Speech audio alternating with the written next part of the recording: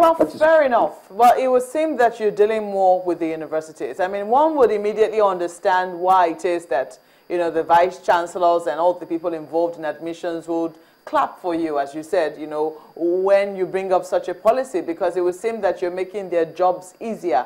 Yes. When it's supposed to be easier for the students, because they have sat for these exams, they have read, they have studied for these exams, they have scored well over 200. You think that you're doing them a favor, but they believe that they are being cheated out of, you know, taking their first choice, which is the reward for hard work. If you work hard, you should be able to pick first, shouldn't you? No. You said I'm making it easier for the students. No, you're making it easier for the universities. Because now you also mentioned, just a moment, Prof, let me land on this one. You also mentioned a situation where universities used to source for students. In other words, if these students, you know, for whatever reason were not able to get universities of their first choice, and other universities write to them, there is that choice of, oh, I was written to by a university, and then you can now pick. In fact, some people might even see it as an honor, being invited by a university. But when they are forced to go to that university, it's a totally different kettle of fish.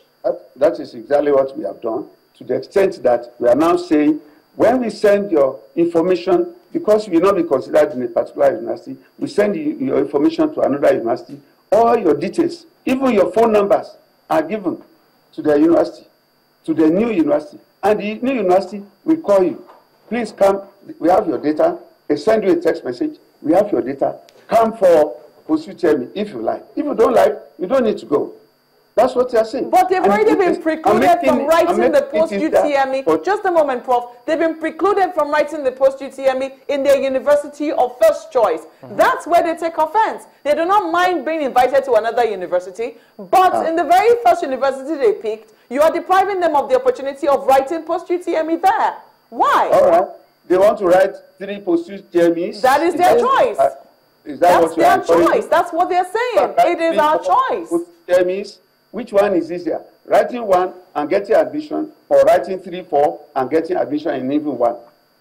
Well, let the student decide. They say they can live with their choices because they made that choice. Prof, I'm sure you're aware of the importance of, you know, making choices by oneself. You find it easier to live, unlike when somebody else makes the choice, then you find somebody else to blame for your failure or for whatever happens.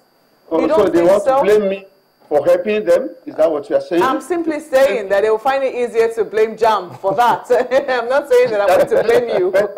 They have found it easier that to appreciate JAMB's effort in helping them to gain admission into other institutions? Well, they said they appreciate JAMB's help, but they wish it was like this. It was, you know, they're suggesting ways to JAMB because it would seem that all that you've done is speak with the universities who seem to be in tandem with you, but not thinking about how the students feel about this particular policy. If the policy is to help them, why is it so difficult to take it their own side of the story? Let me say it. We have not changed the rule of the game in the middle of the game. It's the same thing as has been happening year in, year out. And we are now saying, instead of waiting endlessly, hopelessly for admission, let us do it immediately for them so that they will not. Let me tell you, we know a number of candidates about, you know, who still went ahead to do the CBT for this year while they were waiting for admission.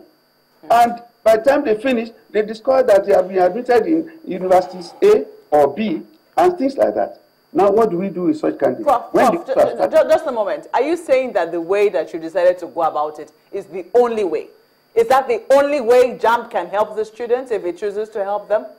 That is a way. If they don't want to help themselves, let them go and do the post-UTME in those universities. Let the universities allow them to do it. But then you will discover that their names are not there. Because by the way, how do they know which schools they've been redistributed to?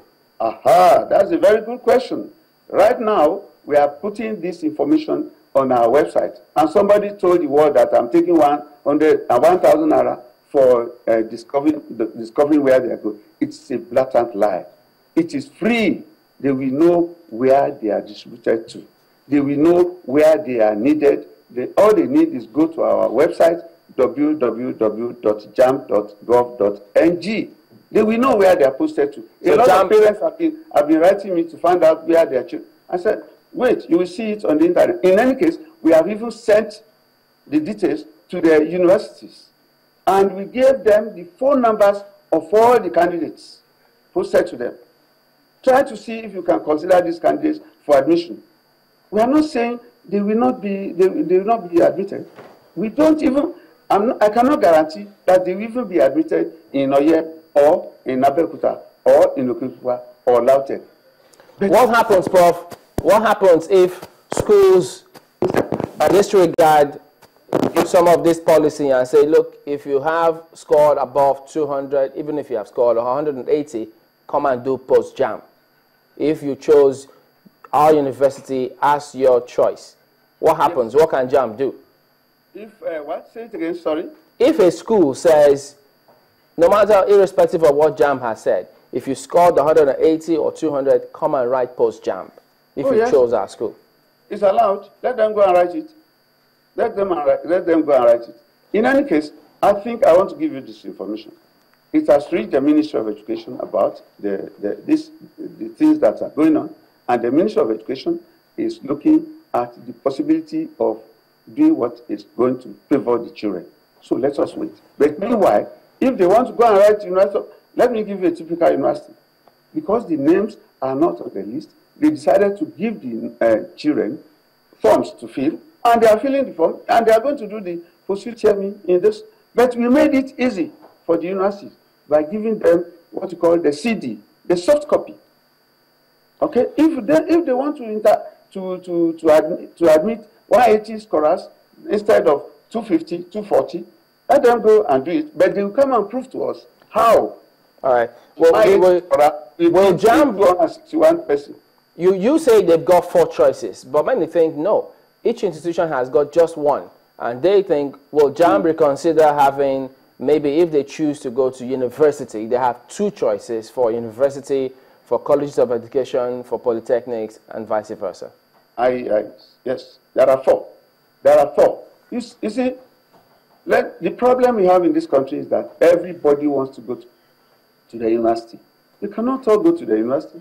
The available spaces in the university is limited. In fact, it's just 450,000.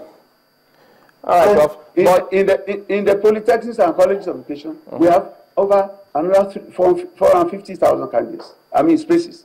Why do you think that you must have? I know somebody has been doing UTME for 8 years, saying that he wants to study medicine, all in the name of medicine, and he has not gotten it. All right, Prof, we need to wrap up. We need to wrap up because some say they don't mind within 6 years, as long as they get their choice, school, and course. But that's up to them to decide. But let's end with this one. We understand that there's a court injunction about this matter. What's JAMB going to do now? Is there a court injunction? I've not seen it. If there's a court saying that we should not do it, I will obey the court. But I've not gotten that. All right. Thank you very much indeed, Professor Dibu Ojerinde. If I get it today, I will stop discussing with you. In fact, discussing it with you after getting court injunction now is subjudice, and I've not gotten anything like that. If I get it, believe me, I'm a law-abiding Nigerian. Thank you, Prof. Thank you for talking to us today. Okay. All right, we'll be back after the break. Join us again.